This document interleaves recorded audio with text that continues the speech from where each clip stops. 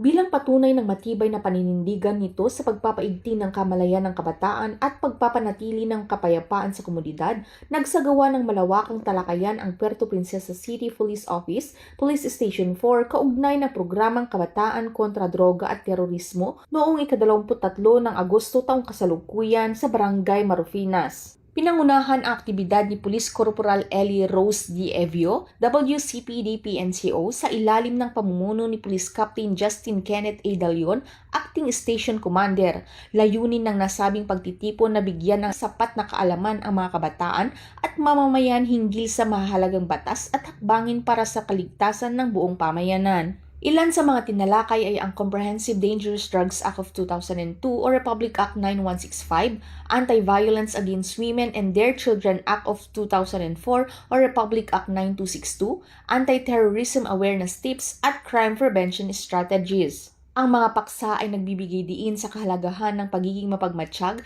disiplinado at sama-samang pagkilos upang mapanatili ang kapayapaan at kaayusan. Mariinding hinikayat ng mga tauhan ng pulisya ang mga kabataan na maging aktibo katuwang ang Philippine National Police sa laban kontra kriminalidad at terorismo.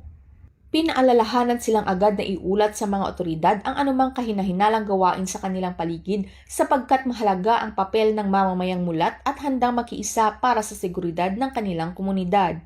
Ang inisyatibong ito ay sumasailalim sa patuloy na advokasya ng Philippine National Police na gawing katuwang ang kabataan sa nasyonal na pagpapaunlad sa pamamagitan ng pagtatanim ng kamalayan, pakikilahok at pagbabantay tungo sa isang mas ligtas at mas matatag na bagong Pilipinas.